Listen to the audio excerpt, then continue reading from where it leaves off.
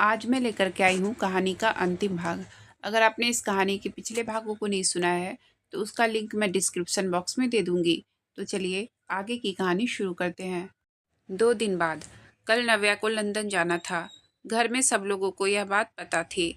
उसके जाने को लेकर सब लोग उदास थे पर खुश भी थे कि वह अपने पैरों पर खड़े होना चाहती है, अपना नाम बनाना चाहती है। नाश्ते के बाद सब लोग हॉल में बैठे बातें कर रहे थे। नव्या सबके बीच बैठकर सबसे हंस-हंस कर बातें कर रही थी। वही ऊपर के फ्लोर पर खड़ा सत्यम एकटक नीचे सबके पास बैठी नव्या को देख रहा था, जो सबसे बातें करते हुए कभी खिलखिलाकर हंसती तो कभी मुस्कुराती। उसे मुस्कुराते देखकर सत्यम के चेहरे पर भी मुस्कान आ जाती। तभी किसी ने उसके कंधे पर हाथ रखा। सत्यम ने नव्या से नजरें हटाकर अपने पास देखा तो आकाश उसके कंधे पर हाथ रखकर नीचे देख रहा था। वह सबको देखते हुए सत्यम से बोला, तू श्योर है कि तू नव्या को लंदन भेजना चाहता है? सत्यम ने कुछ नहीं कहा। उसकी नज़रें तो बस अपनी जाना पर टिकी हुई थी। आकाश ने सत्यम की तरफ देखा, जो एकटक नव्या को देख रहा था। वह कुछ नहीं कह रहा था। आकाश जानता था कि वह उदास है। वह एक पल भी अपनी जाना के बिना नहीं रहता था। उसके आने से पहले वह पूरा पूरा दिन और कभी कभी तो रातों को भी घर नहीं आता था। पर जब से नव्या उसकी ज़िंदगी में आई थी तब से उसे ज़्यादा जल्दी रहती थी घर वापस आने की और अपनी जाना को देखने की। आकाश ने उसे चुप देखा और बोला, देख, मैं जानता हूँ तू इसके बिना नहीं रह सकता। तेरा सुकून है यह, इसलिए तू इसे मना कर दे लंदन जाने से।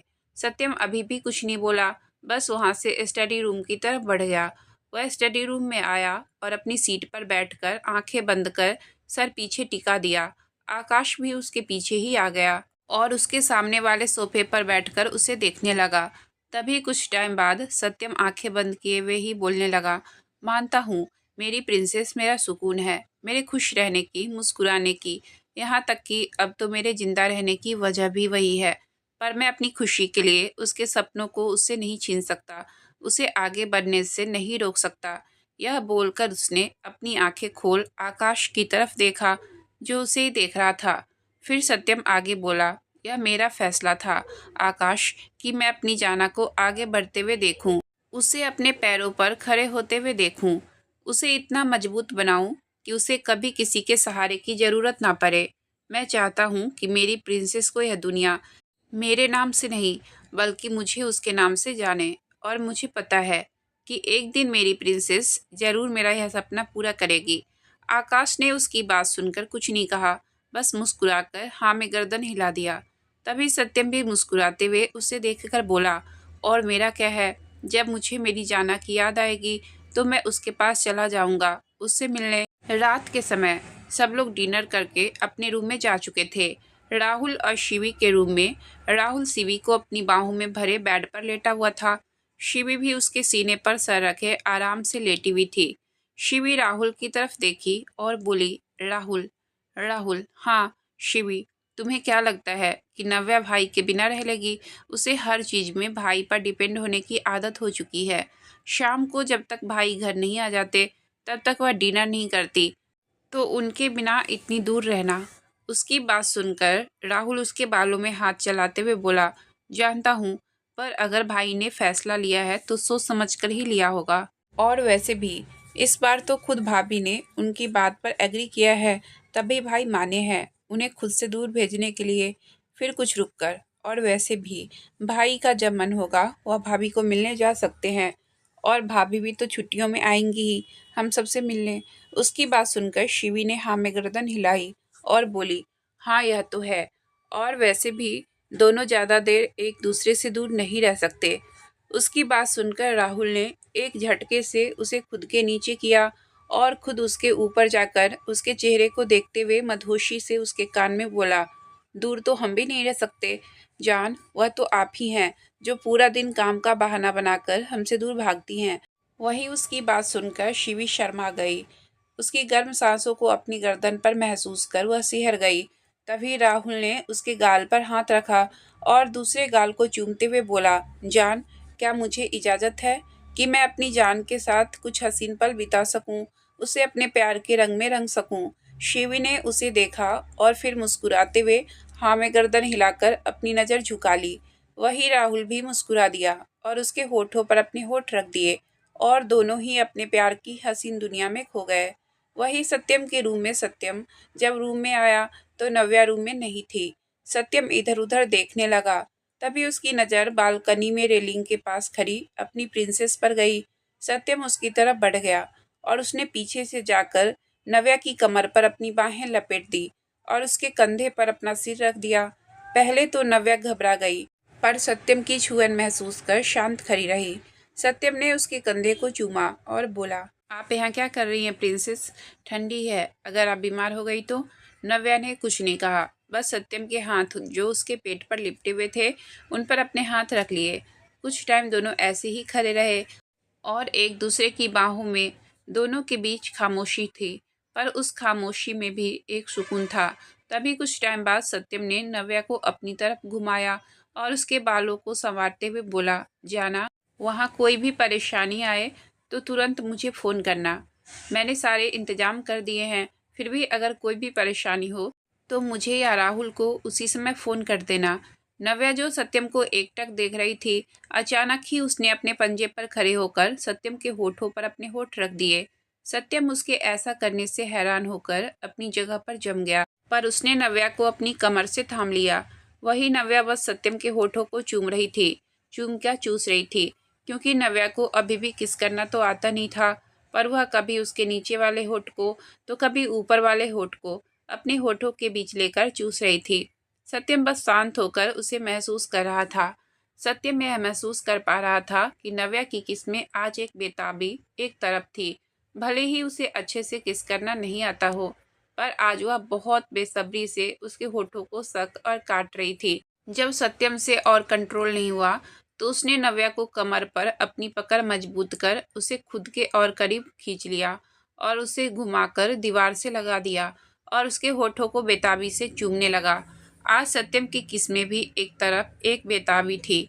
दोनों ही बेतहाशा एक दूसरे को चूम रहे थे। साथ ही सत्यम के हाथ नव्या के शरीर पर चल रहे थे, जिसे नव्या सिहर कर खुद में ही सिमट रही थी। लगभग 20 मिनट बाद जब नव्या को सांस लेने में दिक्कत होने लगी तो सत्यम ने उसके होठों को छोड़ दिया। नव्या उसके सीने पर सर रखकर लंबी लंबी सांसें ले रही थी। सत्यम भी उसके बालों में हाथ फेरते हुए ही खुद की सांस कंट्रोल करने लगा। सत्यम ने खुद को कंट्रोल किया और उसे अपनी गोद में लेकर अंदर की तरफ बढ़ गया। उसने नव्या को बेड पर लेटाया और उसे अपनी बाहों में भर लिया। वही नव्या ने भी उसके सीने पर अपना सर रख दिया और उसे कमर से टाइट पकड़ लिया। दोनों ऐसे ही नींद की आगोश में चले गए। अगले दिन सबसे मिलकर नव्या लंदन के लिए निकल गई। सत्यम खुद उसे वहां छोड़ने के लिए गया और 2 दिन वही उसके साथ रहा। जब वह वापस आने लगा तो नव्या उसके सीने से लगकर बहुत रोई। सत्यम ने उसे बहुत प्यार से सब समझाया कि वह उसका खुद का भी फैसला था। वह भी लंदन आना चाहती थी और अपने पैरों पर खड़े होना चाहती थी। सत्यम के समझाने पर नव्या समझ गई। फिर सत्यम उसे वहां छोड़कर वापस इंडिया आ गया। समय कैसे पंख लगाकर उड़ जाता है पता ही नहीं चलता। 4 साल बाद राठौर मेंशन। आज सुबह से ही राठौर मेंशन में चहल पहल थी। हर कोई इधर उधर भाग रहा था और तैयारी कर रहा था। आखिर हो भी क्यों ना, आज सबकी चहेती नव्या और अपने सत्या की जाना वापस अपने सत्या के पास आ रही थी, वह भी 4 साल बाद। सत्यम का रूम। सत्यम दीवार के पास खड़ा एकटक नव्या की मुस्कुराती हुई फोटो देख रहा था। उसने प्यार से नव्या की फोटो पर हाथ फेरा और मुस्कुराते हुए बोला, आई मिस यू जाना, I miss you so much. पता है, आज मैं बहुत खुश हूँ क्योंकि आज मैं तुम्हें पूरे 4 साल बाद मिलूंगा। इन 4 सालों में मैंने खुद को कैसे तुमसे दूर रखा है यह सिर्फ मैं जानता हूँ प्रिंसेस। पर मैं खुश हूँ कि मेरी जाना ने मेरा सपना पूरा किया, खुद को इतना मजबूत बनाया कि उसे किसी भी मुश्किल से निकलने के लिए किसी की मदद की ज़रूरत नहीं।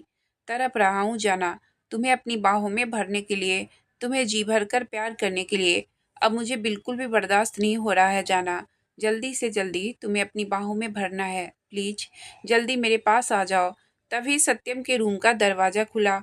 आवाज़ सुनकर सत्यम ने दरवाजे की तरफ देखा तो 2 बच्चे भागते हुए आए और उसके पैरों में लिपट गए। सत्यम उन्हें देखकर मुस्कुराया और नीचे बैठकर उन्हें अपने सीने से लगा लिया और बोला, तुम दोनों यहाँ क्या कर रहे हो? तभी उनमें से एक लड़की जो 2.5 साल की थी। वह थी प्रिया और आकाश की बेटी परीक्षा। वह अपनी प्यारी सी आवाज़ में बोली, बड़े पापा, माँ आपको नीचे बुला रही हैं। सत्यम ने उसके गाल को चूमा और बोला, ठीक है, चलो नीचे चलते हैं।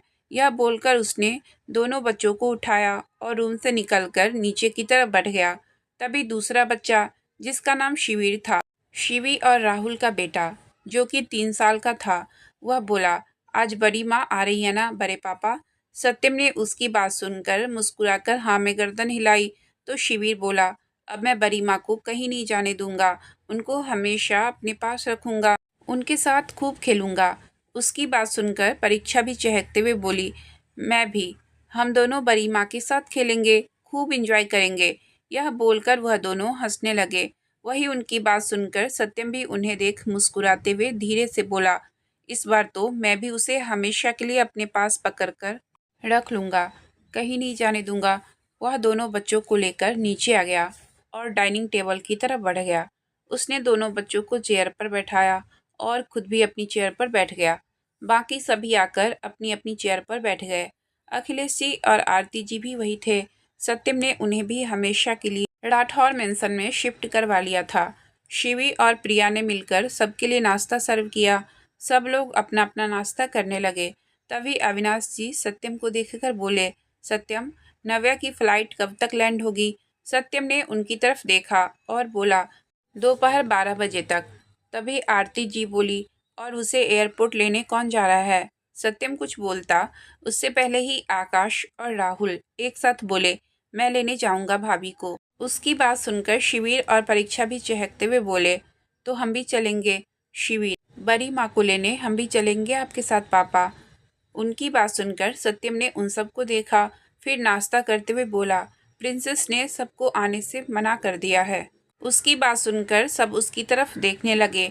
तभी आरती जी बोली, पर मना क्यों कर दिया? सत्यम ने कुछ नहीं कहा तो आरती जी फिर बोली, पता नहीं यह लड़की क्यों बात नहीं मानती है, बहुत मनमानी करने लगी है। यह सबसे दूर रहकर। किसी ने कुछ नहीं कहा, बस सब मुस्कुरा दिए। वही सत्यम भी नव्या को याद करके धीरे से मुस्कुरा दिया। 12 बजे एयरपोर्ट पर एक फ़्लाइट लैंड हुई। एक लड़की बहुत ही एटीट्यूड से बाहर निकली, ब्लैक टॉप के साथ ब्लैक जींस, ऊपर से ब्लैक ओवरकोट पहना हुआ था, बड़ी बड़ी आंखों पर ब्लैक चश्मा जो उसके गोरे रंग पर बहुत ही फब रहा था। सब लोग मुड़ मुड़ कर उसे ही देख रहे थे, पर वह बिना किसी की तरफ ध्यान दिए सीधे चलते हुए एयरपोर्ट से बाहर आ गई।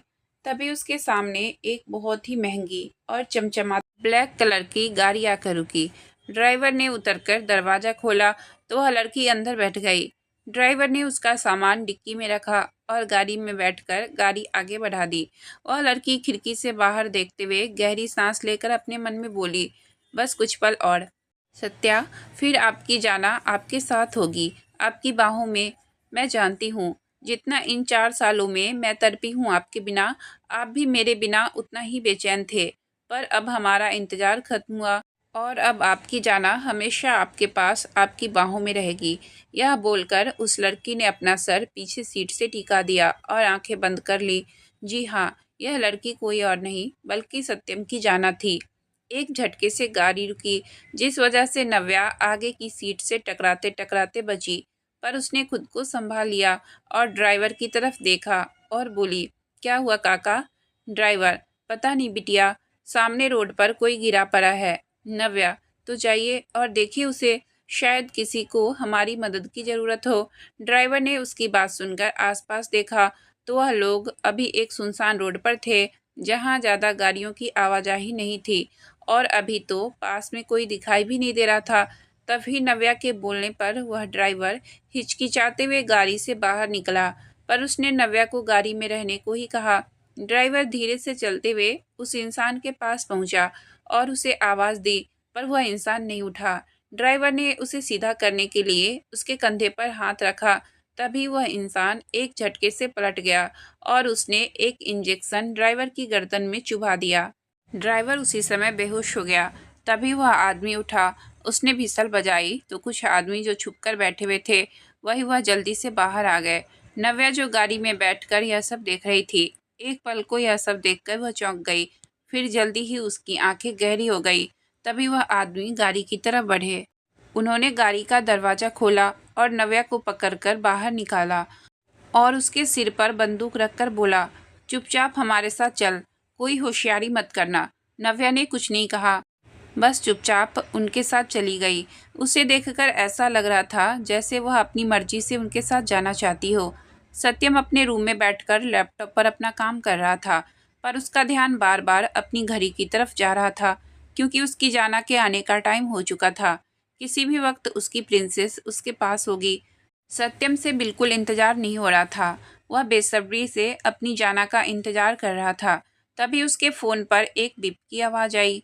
उसने अपना फ़ोन उठाकर देखा तो वह एक मैसेज था। मैसेज देखकर उसकी आंखें गहरी हो गई, आंखों में एक खून उतर आया। वह जल्दी से अपनी जगह से उठा और रूम से बाहर की तरफ निकल पड़ा।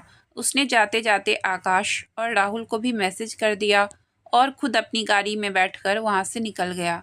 एक फैक्ट्री जहां एक लड़की को बांधकर रखा गया था, पर उस लड़की के चेहरे पर एक सिकन तक नहीं थी।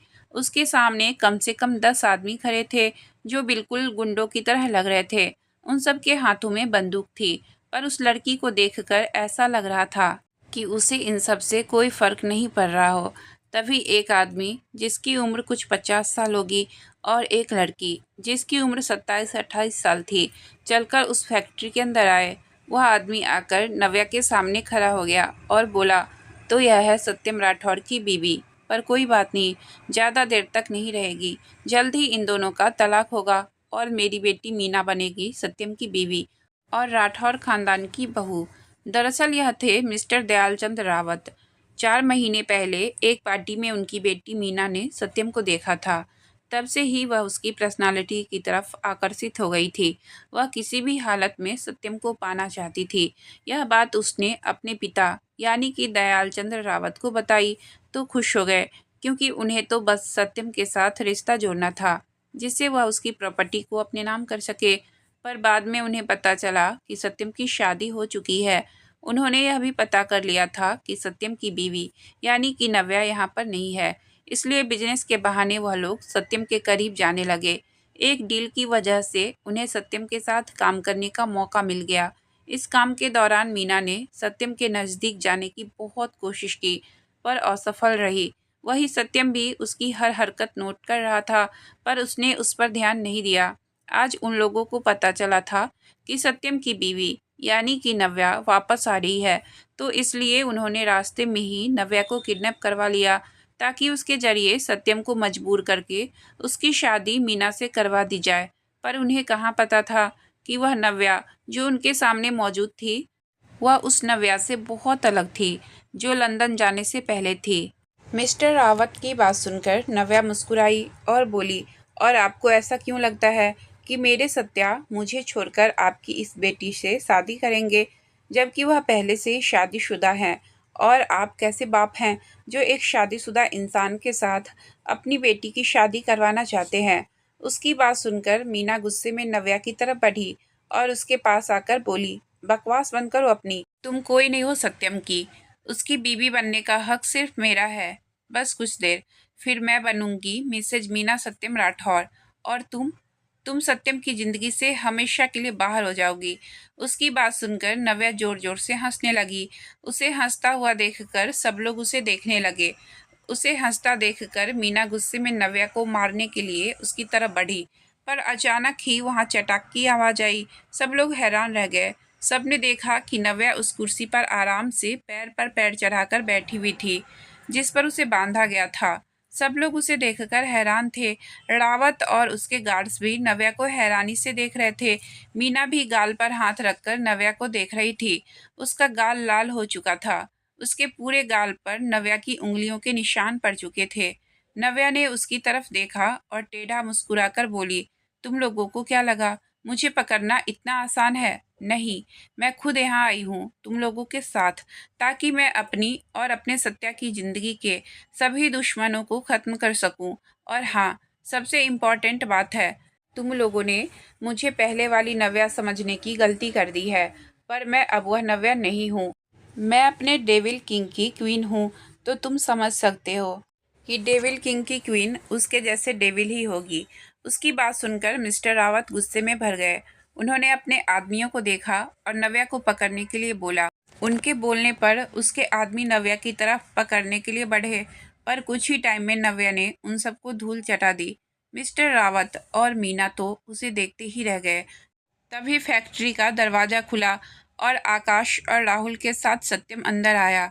पर अंदर का नज़ारा देखकर आकाश और राहुल हैरान रह गए, क्योंकि 8 से 10 आदमी जमीन पर जख्मी हालत में पड़े हुए थे।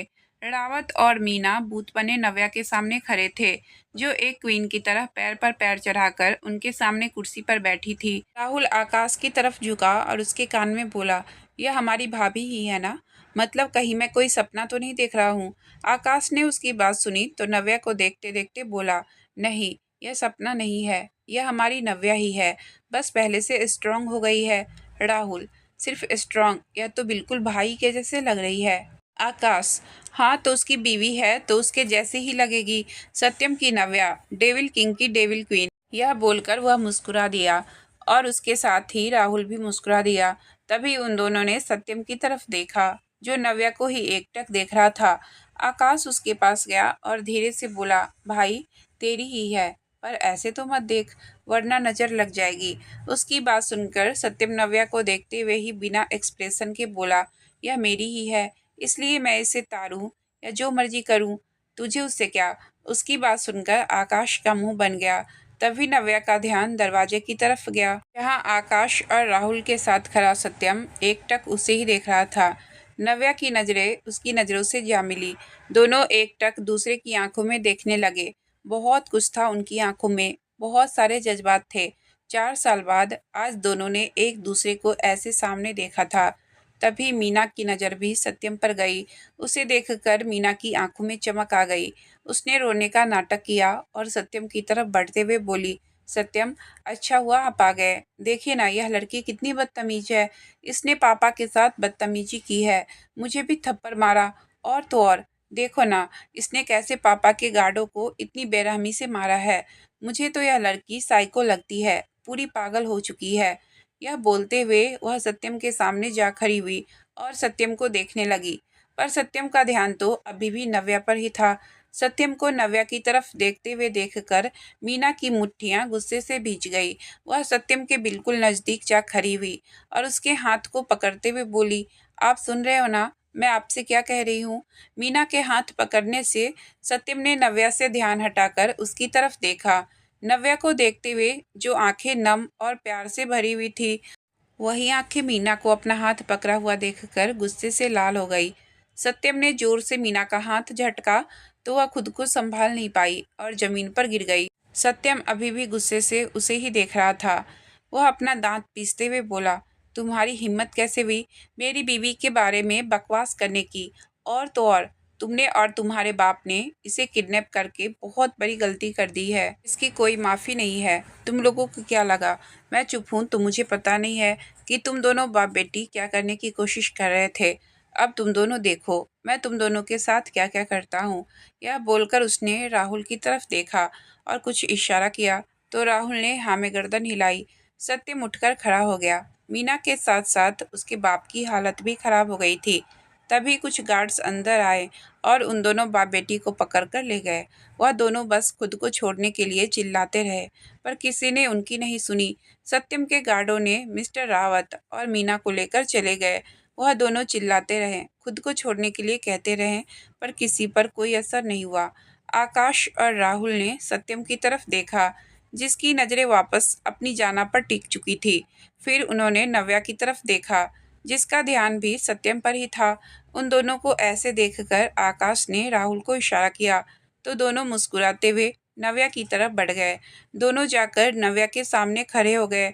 उन्हें देखकर नव्या का ध्यान सत्यम से हटा और उन दोनों को देखकर मुस्कुरा दी।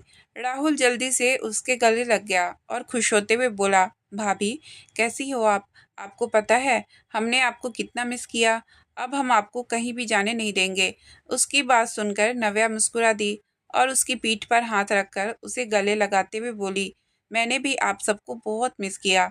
फिर राहुल नव्या से अलग हुआ। आकाश ने भी नव्या को गले लगाया और उससे मिला। नव्या भी उससे मिलकर खुश हो गई। आखिर वह उसे अपने बड़े भाई की तरह ही तो मानती थी। सत्यम का ध्यान अभी भी नव्या पर ही था। उसका भाई और उसका कमीना दोस्त, वह दोनों उसे नव्या से मिलने ही कहाँ दिए। आकाश और राहुल ने जल्दी से नव्या का हाथ पकड़ा और उसे खींचकर बाहर लेकर जाते हुए बोला, भाभी जल्दी घर चलो, घर पर सब आपका इंतजार कर रहे हैं, स्पेशली दादू और आरती आंटी। आकाश, हाँ, और सबसे ज़्यादा वेट तो दोनों बच्चे कर रहे हैं, जो अपनी बड़ी माँ से मिलने के लिए बेसब्र हो रहे हैं। उनके साथ चलते हुए नव्या पीछे घूमकर सत्यम को देख रही थी, जिसका ध्यान नव्या पर ही था। दोनों की आंखों में एक दूसरे के लिए तड़प थी। दोनों ही एक दूसरे की बाहों में समाना चाहते थे, पर आकाश और राहुल की वजह से दोनों को थोड़ा और इंतजार करना पड़ रहा था। सत्यम को उन पर बहुत गुस्सा आ रहा था। उसका गुस्सा तब और ज़्यादा बढ़ गया जब राहुल नव्या के साथ पीछे गाड़ी में बैठ गया और मजबूरन सत्यम को आकाश के साथ आगे बैठना पड़ा। उसकी हालत देखकर आकाश और राहुल मंद मंद मुस्कुरा रहे थे। वही सत्यम और नव्या शांति से चुपचाप बैठे हुए थे। 4 सालों के इंतजार के बाद दोनों करीब हुए थे, पर फिर भी दूर थे, जिसकी इकलौती वजह आकाश और राहुल थे। अब सत्यम उन्हें छोड़ेगा नहीं। उसे उसकी जाना से दूर रखने की सजा तो उन दोनों को मिलेगी ही। कुछ ही मिनट में वह सब घर पहुंच गए। आरती जी ने नव्या की आरती की और उसे तिलक लगाकर उसका वेलकम किया। नव्या सबसे मिली। वह बहुत खुश थी, इतने टाइम बाद अपने परिवार में आकर। बाकी सब भी बहुत खुश थे। अविनाश जी से जब मिली तो उन्होंने उसे अपने सीने से लगा लिया और भावुक होकर बोले, कैसा है मेरा बच्चा? नव्या, मैं बिल्कुल ठीक हूँ। दादू आप कैसे हैं? आप अपनी दवाई टाइम से लेते हैं ना? सब उन्हें ऐसे देखकर मुस्कुरा रहे थे। अखिलेश जी उनके पास आए और मुंह बनाकर बोले, अभी यह मेरी पोती है तो इस पर तुझसे ज़्यादा मेरा हक है। उसकी बात सुनकर अविनाश जी ने उसे देखा और बोले, जी हाँ, यह तो तेरी पोती है, पर मेरी गर्लफ्रेंड है। उनकी बात सुनकर सब उनकी तरफ देखने लगे। तभी राहुल हैरान होकर बोला, गर्लफ्रेंड? यह कब हुआ दादू? और हाँ, भाभी आपकी गर्लफ्रेंड कैसे हो सकती है? अविनाश जी, क्यों तुम्हें जलन हो रही है कि मेरी इतनी खूबसूरत गर्लफ्रेंड है? राहुल ने मुंह बनाया और बोला, मुझे क्यों जलन होगी? वैसे भी मेरे पास ऑलरेडी मेरी खूबसूरत सी बीवी है। यह बोलकर उसने शिवी, जो उसके पास ही खड़ी थी, उसे अपनी बाहों में भर लिया, जिससे शिवी सबके सामने शर्मा गई। तभी राहुल आगे बोला, और वैसे भी दादू, आप यह मत पूछो कि जिसे आप अपनी गर्लफ्रेंड बोल रहे हो, यह बीवी किसकी है। यह बोलकर उसने अपनी तिरछी नज़रों से सत्यम की तरफ देखा, जो अपनी ठंडी आंखों से अविनाश जी को ही देख रहा था।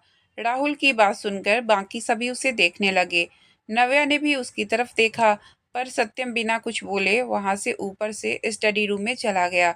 सब उसे जाते देखते रह गए। नव्या ने भी उसे जाते हुए देखा। उसे पता था कि वह नाराज हो चुका है, क्योंकि वह सबसे मिली थी, पर जिस इंसान ने उसका शिद्दत से इंतजार किया था, जिससे मिलने के लिए वह खुद भी बेसब्र थी, अभी वह उसे ही नहीं मिली थी। नव्या जानती थी कि इन 4 सालों में कैसे वह दोनों एक दूसरे से दूर रहे हैं, कैसे यह समय इन्होंने एक दूसरे को याद करते हुए निकाला है। पर अब जब वह दोनों पास थे तो उन्होंने एक दूसरे से अभी तक एक शब्द नहीं कहा था। सबने नव्या की तरफ देखा, जिसका चेहरा उदास हो गया था। अब आकाश और राहुल को बुरा लग रहा था, क्योंकि उन दोनों की वजह से ही वह दोनों अभी तक एक दूसरे से नहीं मिल पाए थे। मिलना तो दूर, सामने होकर भी बात नहीं कर पाए थे। नव्या ने उसकी तरफ देखा और धीरे से मुस्कुरा दी। तभी आरती जी ने उसके सिर पर हाथ फेरा और उसे फ्रेश होने के लिए बोला। नव्या ने हाँ में गर्दन हिलाई और ऊपर अपने रूम में चली गई। नव्या जब रूम में आई तो सब कुछ बिल्कुल वैसा ही था, वह जैसा वह छोड़कर गई थी। 4 साल में वह कमरा वैसा का वैसा ही था। सत्यम ने उसकी हर चीज को संभाल कर रखा हुआ था। नव्या हर चीज को छू छू कर देख रही थी। उसकी आंखें नम हो गई। अपने और सत्यम के खूबसूरत लम्हे याद करके वह मुस्कुरा दी, जो उन लोगों ने इस रूम में गुजारे थे। तभी रूम का दरवाजा खुला और सत्यम अंदर आया। आवाज सुनकर नव्या ने मुड़कर दरवाजे की तरफ देखा। सत्यम को देखकर वह एकटक उसे देखने लगी। सत्यम भी उसे ही देख रहा था। दोनों ही एक दूसरे की आंखों में एकटक देख रहे थे। सत्यम को देखते हुए नव्या की आंखें नम हो गई। सत्यम ने जब उसकी नम आंखों को देखा तो वह बेचैन हो गया। वह जल्दी से नव्या के पास गया और उसका चेहरा हाथों में भरकर बेचैनी से बोला, प्रिंसेस, क्या हुआ? आप रो क्यों रही हो? नव्या ने कुछ नहीं कहा, बस उसके सीने से लग गई और उसे कसकर पकड़ लिया। सत्यम ने भी उसे अपनी बाहों में भर लिया। अब तक जो बेचैनी दोनों के दिल में थी वह धीरे धीरे कम होकर वहां सुकून भरने लगा। दोनों ने एक दूसरे को बहुत मजबूती से बाहों में भरा हुआ था। 4 साल बाद वह दोनों इतने नजदीक थे, एक दूसरे के पास, एक दूसरे की बाहों में। दोनों की आंखें नम थी पर लबों पर एक मुस्कान थी। सत्यम ने ऐसे ही नव्या को अपनी गोद में उठाया और उसे लेकर बेड पर बैठ गया। नव्या ने भी उसे कसकर पकड़ा हुआ था। सत्यम ने भी उसे अपने सीने से लगाया हुआ था। वह उसकी हालत समझ रहा था, क्योंकि उसकी हालत भी उसके जैसी ही थी। कुछ टाइम बाद नव्या शांत हुई और उससे अलग होकर सत्यम को देखने लगी। सत्यम भी उसे ही देख रहा था। उसने नव्या का माथा चूमा और बोला, तो मेरी प्रिंसेस, मासूम सी प्रिंसेस, अब शेरनी बन गई है। अब तो आपसे सोच समझकर बात करनी होगी। क्या पता, जैसे आज उन आदमियों को मारा, वैसे मेरी कोई बात बुरी लगी तो मुझे भी वैसे ही मार पड़ गई तो। यह बोलकर वह हंस दिया। वही नव्या ने उसकी बात सुनकर मुंह बनाया और बोली, पर आपके लिए मैं पहले वाली नव्या ही हूँ, जिसके सभी नखरे आपको उठाने होंगे, जैसे पहले उठाते थे। यह बोलकर वह सत्यम के सीने से लग गई। सत्यम ने भी उसे अपने सीने से लगा लिया और बोला, जाना, मेरे लिए तुम आज भी मेरी वही प्रिंसेस हो, जिसके नखरे मैं हंसकर उठा सकता हूँ। और मेरे लिए तुम हमेशा मेरी पहली वाली प्रिंसेस ही रहोगी, वह मासूम सी बच्ची जिसे हमेशा मैं अपनी बाहों में रखना चाहता हूँ, अपने सीने से लगाकर। उसकी बात सुनकर नव्या ने उसकी तरफ देखा और मासूम सा चेहरा बनाकर बोली, सच्ची? सत्यम, मुच्ची? यह बोलकर उसने नव्या की नाक पर किस किया। नव्या फिर उसके सीने से लग गई। तभी सत्यम फिर बोला, वैसे तुमने अपने लिए एक बॉयफ्रेंड भी तो ढूंढ ही लिया है, तो आई थिंक अब तो तुम्हारे नखरे तुम्हारा बॉयफ्रेंड भी उठा सकता है। उसकी बात सुनकर नव्या मुस्कुरा दी और उससे अलग होकर उसकी आंखों में देखते हुए बोली, तो आपको जलन हो रही है? सत्यम ने कुछ नहीं कहा तो नव्या फिर बोली, वैसे मेरा बॉयफ्रेंड है बहुत हैंडसम और प्यारा, और वह मेरे नखरे खुशी खुशी उठा लेगा। उसकी बात सुनकर सत्यम ने उसे बेड पर गिराया और उसके ऊपर आकर उसे घूरते हुए बोला, तुम्हारी हिम्मत कैसे हुई मेरे अलावा किसी और के बारे में ऐसा सोचने की? उसकी बात सुनकर नव्या ने उसकी आंखों में देखा और बोली, वैसे आप भूल रहे हो मैं किसके बारे में बात कर रही हूँ। वह आपके दादू हैं और आप अपने ही दादू से जलस हो रहे हो। सत्यम ने नव्या की गर्दन के पीछे हाथ रखकर उसका चेहरा अपने करीब किया और उसकी आंखों में देखते हुए बोला, चाहे कोई भी हो, पर तुम पर सिर्फ और सिर्फ मेरा हक है, और मैं कभी भी यह बर्दाश्त नहीं कर सकता कि मेरे बिना तुम किसी और के करीब रहो, चाहे फिर वह मेरे या तुम्हारे घर वाले ही क्यों ना हो। यह बोलकर उसने नव्या के होठों पर अपने होठ रख दिए और उसे चूमने लगा। उसकी किस स्वीट और प्यार भरी नहीं, बल्कि थोड़ी अलग थी, क्योंकि नव्या के मुंह से किसी और की तारीफ सुनना, किसी को अपना बॉयफ्रेंड कहना उसे बिल्कुल अच्छा नहीं लग रहा था, जिससे उसे गुस्सा आ रहा था। नव्या भी उसके गुस्से को समझ गई थी, इसलिए उसने कुछ नहीं कहा, ना उसे खुद से दूर किया, बल्कि सत्यम के बालों को सहलाने लगी। जल्दी ही सत्यम शांत हो गया। अब वो बहुत प्यार से नव्या को किस कर रहा था, जिससे नव्या भी उसका पूरा साथ दे रही थी। नव्या का साथ पाकर सत्यम ने किस को और भी डीप कर दिया। दोनों सब भूलकर बेतहाशा एक दूसरे को चूमे जा रहे थे। 4 सालों की तरफ दोनों की किस्में दिखाई दे रही थी। लगभग 15 मिनट के बाद जब नव्या को सांस लेने में दिक्कत होने लगी, तो सत्यम ने उसके होठों को आज़ाद किया, पर उससे दूर नहीं हुआ, बल्कि उसके सर से सर जोड़कर अपनी सांसों को कंट्रोल करने लगा। दोनों की सांसें तेज चल रही थी। सत्यम ने नव्या को अपने सीने से लगा लिया और उसके बालों और पीठ को सहलाने लगा। तभी उसके रूम का दरवाज़ा नॉक हुआ, तो सत्यम नव्या के ऊपर से उठा और दरवाज़ा खोलने चला गया।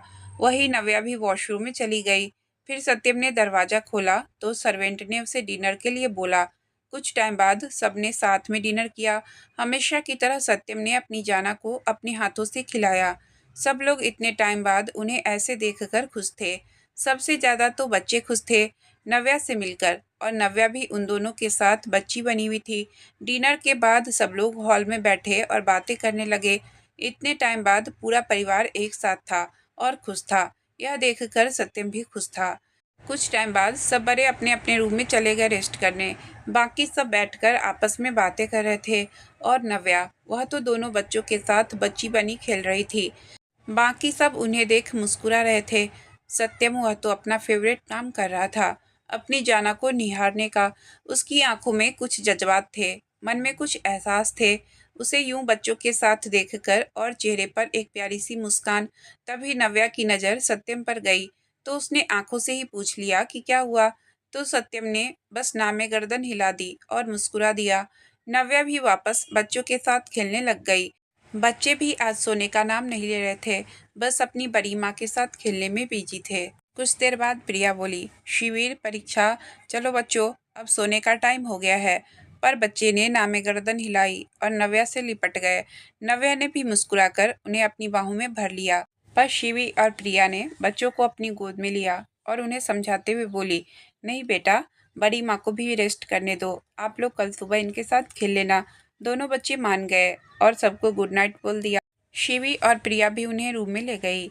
आकाश और राहुल भी नव्या और सत्यम को गुड नाइट बोलकर अपने रूम में चले गए। अब वहाँ सत्यम और नव्या ही थे। नव्या ने सत्यम को देखा, जो उसे ही देख रहा था। उसे देखकर नव्या ने अपनी बाहें फैला दी तो मुस्कुराकर सत्यम ने उसे अपनी गोद में उठा लिया और रूम की तरफ बढ़ गया। उसकी नजरें नव्या पर ही थी, जो एकटक सत्यम को देख रही थी। दोनों की आंखों में एक दूसरे के लिए बेइंतहा प्यार था। सत्यम नव्या को लेकर रूम में आया और उसे नीचे उतारकर उसने उसे खुद से अलग नहीं किया, बल्कि उसकी कमर को पकड़कर अपने करीब कर लिया। नव्या के हाथ उसके सीने पर थे और सत्यम ने उसकी कमर को पकड़ रखा था। दोनों के बीच हवा जाने जितनी जगह भी नहीं थी। दोनों एक दूसरे को देख रहे थे। दोनों के चेहरे बहुत पास थे, इतने कि एक दूसरे की सांस उन्हें अपने चेहरे पर फील हो रही थी। सत्यम ने उसके माथे से माथा जोड़ा और बोला, जाना। नव्या जो उसकी करीबी में खोई हुई थी, वह वैसे ही बोली, हाँ सत्यम, बहुत प्यार करता हूँ तुमसे। तुम्हारे बिना रहने के बारे में मैं सोच भी नहीं सकता। तुम नहीं जानती यह 4 साल मैंने कैसे निकाले हैं तुम्हारे बिना। पर अब कभी तुम्हें खुद से दूर नहीं जाने दूंगा। उसकी बात सुनकर नव्या उसके सीने से लग गई और बोली, मुझे भी आपसे दूर नहीं रहना सत्या। मैंने भी यह 4 साल आपसे दूर रहकर बहुत मुश्किल से गुजारे हैं, पर अब नहीं, आप मेरे जीने की वजह हो। अभी अब मुझे आपके साथ आपके पास रहना है।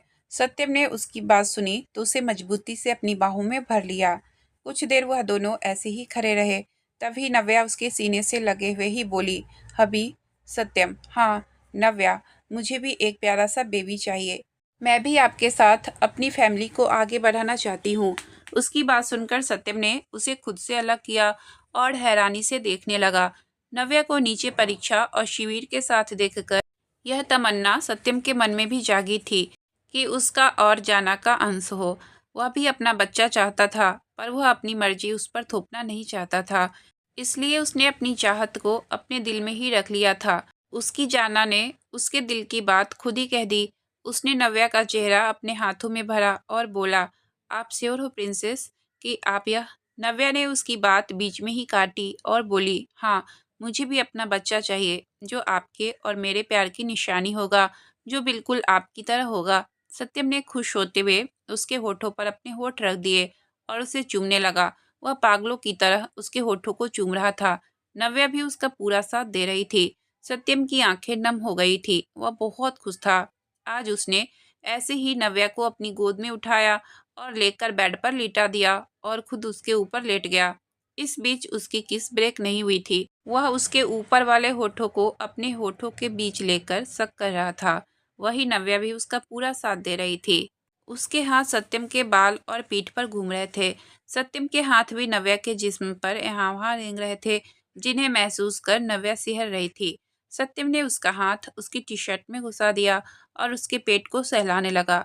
धीरे धीरे वह अपना हाथ उसके पेट से होते हुए ऊपर की तरफ बढ़ाने लगा, जिसे महसूस कर नव्या खुद में सिमट गई। उसकी पकड़ सत्यम पर कस गई। जब सत्यम को लगा कि नव्या को सांस लेने में दिक्कत हो रही है, तो उसने उसके होठों को छोड़ दिया। उसने जल्दी से अपनी टी शर्ट निकालकर नव्या की शर्ट भी निकाल दी।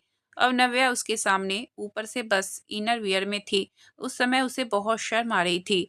सत्यम ने जब उसे शर्माते हुए देखा तो मुस्कुरा दिया और उसके कान के पास अपने होठों को ले जाते हुए गहरी आवाज में बोला, इतना क्या शर्माना मुझसे, जाना, यह सब मैं पहले भी देख चुका हूँ। यह बोलकर उसने उसके कान को धीरे से बाइट कर लिया। नव्या की सिसकी निकल गई। सत्यम ने उसकी गर्दन में अपना चेहरा घुसाया और उसे बेतहाशा चूमने लगा। कुछ टाइम बाद दोनों के कपड़े जमीन पर यहाँ वहाँ बिखरे हुए थे और सत्यम नव्या के पूरे जिस्म पर अपने प्यार की निशानियां छोड़ रहा था। नव्या की आहें और सिसकियां निकल रही थी, जो सत्यम को और बेकाबू कर रही थी। सत्यम ने नव्या के पेट पर अपने होठ रखकर और उसे बेतहाशा चूमने लगा। धीरे धीरे सत्यम नीचे की तरफ बढ़ने लगा। जब नव्या ने यह महसूस किया तो अपनी तेज सांसों के साथ बोली, नहीं। पर तब तक देर हो चुकी थी। सत्यम ने अपना चेहरा उसके पैरों के बीच रखा और उसके चूमने लगा। नव्या की पकड़ उसके बालों पर कस गई। लगभग 20 मिनट बाद सत्यम ने उसकी तरफ देखा। वह पसीने से भीग चुकी थी। सत्यम उसके चेहरे के पास आया और उसके माथे को चूम लिया और उसे बेतहाशा प्यार करने लगा। खिड़की से आई चांद की रोशनी उनके पसीने से भीगे जिस्म पर पड़ रही थी और वह दोनों अपने प्यार की दुनिया में खोए एक दूसरे को बेतहाशा प्यार कर रहे थे। सुबह के लगभग 4 बजे सत्यम रुका। उसने अपनी जाना को देखा, जो उसके छोड़ते ही सो गई थी। थकान उसके चेहरे पर साफ दिखाई दे रही थी।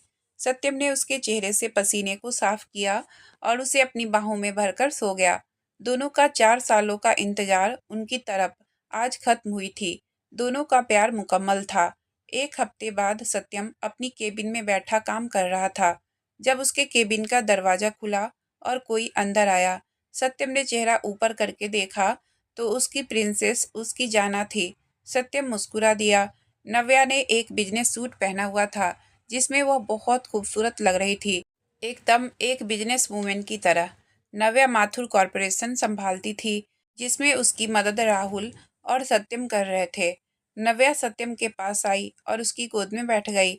सत्यम ने उसकी कमर में अपनी बाहें लपेट दी और उसे अच्छे से पकड़ लिया। उसने नव्या का चेहरा देखा तो थका थका सा लग रहा था। उसने उसके माथे को प्यार से सहलाया और बोला, क्या हुआ जाना, तबीयत तो ठीक है आपकी? नव्या, पता नहीं, कुछ अच्छा नहीं लग रहा है, बेचैनी सी हो रही है। उसकी बात सुनकर सत्यम थोड़ा परेशान हो गया। वह आगे उसे कुछ कहता, उससे पहले ही नव्या उसकी गोद से उठकर वॉशरूम में भाग गई। सत्यम उसे ऐसे जाते देखकर हैरान हो गया। फिर वह भी उसके पीछे वॉशरूम में चला गया तो उसने देखा कि नव्या वॉश बेसिन के पास उल्टियां कर रही है। उसने पीछे से उसके बालों को पकड़ लिया और उसकी पीठ को सहलाने लगा। वॉमिटिंग करने के बाद नव्या ने अपना चेहरा वॉश किया और उसकी तरफ मुड़ी। उसका चेहरा वॉमिटिंग करने की वजह से लाल पड़ गया था। सत्यम ने उसके चेहरे को टॉवेल से साफ किया और उसे लेकर केबिन में आ गया। उसने नव्या को सोफे पर बैठाया और खुद भी उसके पास बैठकर उसे अपने सीने से लगाकर बोला, क्या हुआ प्रिंसेस? क्या आपने कुछ गलत खा लिया जो आपको यह वॉमिटिंग हो रही है? नव्या ने अपना चेहरा उसके सीने में छुपा लिया और बोली, पता नहीं, अभी मैंने ऐसा कुछ नहीं खाया। सत्यम ने कुछ नहीं कहा, बस उसके बालों को सहलाता रहा। तभी उसे कुछ याद आया। उसने नव्या को खुद से अलग किया और उसे देखते हुए बोला, प्रिंसेस, आपको इस बार के डेट्स मिस हो गए हैं ना? उसकी बात सुनकर नव्या ने हाँ में गर्दन हिलाई और फिर हैरान होकर उसे देखकर बोली, तो इसका मतलब क्या मैं? यह बोलकर वह चुप हो गई।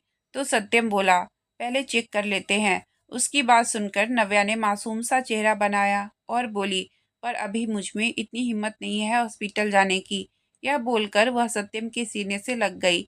सत्यम ने भी मुस्कुराकर उसे अपनी बाहों में भर लिया और उसे एक हाथ से अपने फोन में किसी को फोन कर कुछ इंस्ट्रक्शन दिए। कुछ देर बाद केबिन का दरवाजा नॉक हुआ तो सत्यम ने कमीन कहा तो एक गार्ड हाथ में कुछ पैकेट लेकर खड़ा था। सत्यम ने उससे वह पैकेट लिया और आकर वह पैकेट नव्या को दिया और बोला, जाओ चेक कर लो। नव्या उसे कन्फ्यूजन से देखने लगी। सत्यम ने इशारे से ही उसे पैकेट खोलने के लिए कहा। नव्या ने पैकेट खोला तो उसमें प्रेगनेंसी किट थी। नव्या उसे लेकर वॉशरूम में चली गई। वहीं बाहर सत्यम बेचैनी से इधर उधर टहल रहा था।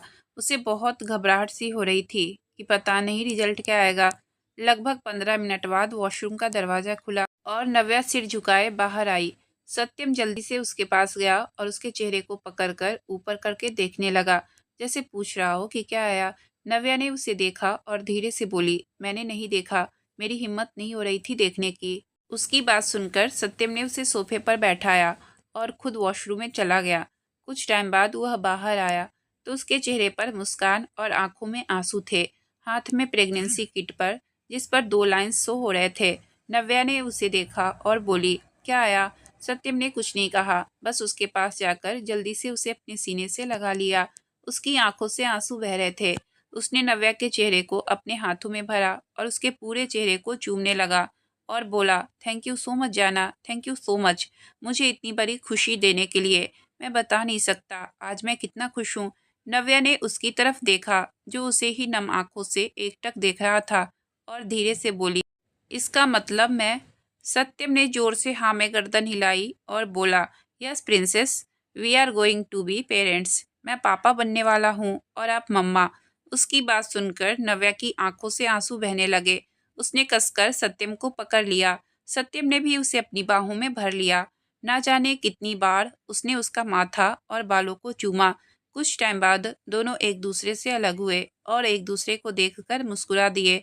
सत्यम ने उसे सोफे पर बैठाया और खुद उसके पास घुटनों के बल बैठ गया और उसके पेट को छूकर देखने लगा। उसने उसके पेट को चूमा और धीरे से बोला, डैड आपसे बहुत प्यार करते हैं बेबी, बस आप जल्दी से डैड के पास आ जाओ। डैड आपकी हर विश पूरी करेंगे। उसे ऐसे देखकर नव्या मुस्कुरा रही थी। उसके बाद वह दोनों घर की तरफ निकल गए। घर पर जब सबको यह पता चला तो वह लोग खुश हो गए और नव्या का और भी ज्यादा ध्यान रखने लगे। दिन अच्छे से बीत रहे थे। आकाश, प्रिया, राहुल, शिवी का प्यार बढ़ रहा था। वही हमारे सत्यम और उसकी जाना का प्यार तो इतना गहरा था, बिल्कुल समंदर की तरह, जिसको कोई माप नहीं सकता है। नव्या की प्रेगनेंसी भी अच्छी चल रही थी। सब लोग उसका बहुत ख्याल रखते, खासकर सत्यम। उसने तो ऑफिस जाना ही छोड़ दिया था। सब कुछ आकाश और राहुल ही संभाल रहे थे और वह खुद अपनी जाना के नखरे उठाता था। 9 महीने बाद मुंबई का सबसे बड़ा हॉस्पिटल ओटी के बाहर सत्यम बेचैनी से यहाँ वहाँ टहल रहा था। वही अंदर से नव्या की चीखने की आवाजें आ रही थी, जिसे सुनकर सत्यम तड़प रहा था। आकाश ने उसे देखा तो उसके पास जाकर उसके कंधे पर हाथ रखा और बोला, शांत हो जा, सब ठीक होगा। सत्यम जल्दी से उसके सीने से लग गया और बोला, कैसे शांत हो जाऊं यार, देखना मेरी प्रिंसेस को कितना दर्द हो रहा है, वह कैसे हैंडल कर रही होगी यह सब। आकाश ने कुछ नहीं कहा, बस उसकी पीठ सहलाने लगा। उसे देख कोई नहीं कह सकता था कि यह वही डेविल किंग है जो किसी को मारने से पहले एक बार भी नहीं सोचता, पर अपनी जाना के दुख को देखकर वह पागल सा हो जाता है। कुछ टाइम बाद नव्या की आवाज आनी बंद हो गई और एक बच्चे के रोने की आवाज आने लगी, जिसे सुनकर सब खुश हो गए। वही सत्यम का ध्यान पूरा दरवाजे पर था। तभी एक नर्स बाहर आई, जिसके हाथ में एक छोटा सा बच्चा था, जो सफेद टॉवेल में लिपटा था। नर्स बच्चे को लेकर सत्यम के पास आई और बोली, कॉन्ग्रेचुलेसन सर, बेटा हुआ है। उसकी बात सुनकर सत्यम एकटक उस बच्चे को देखने लगा, जो अपनी बड़ी बड़ी आंखों से उसे ही देख रहा था। सत्यम ने बच्चे को अपनी गोद में लिया और उसके माथे को चूम लिया। उसने उसे सीने से लगा लिया और आंखें बंद हो गई। यह उसका बच्चा था, उसकी और उसके जाना के प्यार की निशानी। उसने जल्दी से नर्स को देखा और बोला, मेरी वाइफ। नर्स, वह ठीक है, उन्हें नॉर्मल वार्ड में शिफ्ट कर रहे हैं, आप उनसे मिल लेना। यह बोलकर वह चली गई। सत्यम ने बच्चे को अविनाश जी और अखिलेश जी के सामने किया और बोला, दादू, मेरा बच्चा। उसके चेहरे की खुशी सब देख पा रहे थे, साथ ही आंखों की नमी भी। अविनाश जी ने बच्चों को गोद में लिया और प्यार करने लगे। सबने बारी बारी से बच्चे को गोद में लिया और प्यार किया। फिर सत्यम बच्चे को गोद में लेकर नव्या के वार्ड की तरफ बढ़ गया। वह अंदर आया तो देखा नव्या आंखें बंद किए सो रही थी। कमजोरी और थकान उसके चेहरे पर साफ दिखाई दे रही थी। सत्यम ने बच्चे को उसके पास लिटा दिया और खुद धीरे से उसके माथे को चूम लिया। नव्या ने धीरे से अपनी आंखें खोली तो सत्यम को देखकर मुस्कुरा दी। सत्यम ने एक बार और उसका माथा चूम लिया और बोला, thank you so much wifey. Navya ने उसे देखा और बोली, बेबी। सत्यम ने उसे दूसरे साइड इशारा किया तो नव्या ने ऊपर देखा तो उसका बच्चा उसके पास ही लेटा उसे ही देख रहा था। उसे देखकर उसकी आंखें नम हो गई और होठों पर मुस्कान आ गई। उसने उठने की कोशिश की तो सत्यम ने उसे सहारा देकर बैठा दिया और बच्चे को उसकी गोद में दे दिया। नव्या ने उसका माथा चूम लिया तो बच्चा मुस्कुरा दिया। उसे मुस्कुराते हुए देखकर वह दोनों भी मुस्कुरा दिए। तभी बाकी सब भी अंदर आ गए। सब नव्या से मिले। दोनों बच्चे तो बच्चा को देखकर खुश हो गए थे। तभी आकाश ने नव्या और सत्यम की तरफ देखा और बोला, वैसे कुछ नाम सोचा है बच्चे का? उसकी बात सुनकर सत्यम और नव्या ने एक दूसरे को देखा और मुस्कुरा दिया। फिर सत्यम ने बच्चे की तरफ देखा और बोला, राजवीर। राजवीर राठौर। नाम सुनकर सब मुस्कुरा दिए। वही अविनाश जी की आंखें नम हो गई, क्योंकि यह नाम सत्यम के पापा का नाम था। सत्यम ने उन्हें देखा तो वह नम आंखों से मुस्कुरा दिए। सत्यम भी उन्हें देखकर मुस्कुरा दिया। आज उनकी यह मासूम मोहब्बत अपने मुकाम तक पहुंच चुकी थी। डेंजरस माफिया की प्यार की कहानी पूरी हुई थी। सब बहुत खुश थे। आज यह कहानी यहीं पर ख़त्म होती है। मैं कोशिश करूँगी इससे भी अच्छी कहानी आगे लाने की। अगर आपको यह कहानी अच्छी लगी हो तो प्लीज़ वीडियो को लाइक और चैनल को सब्सक्राइब करें। आपका बहुत बहुत धन्यवाद।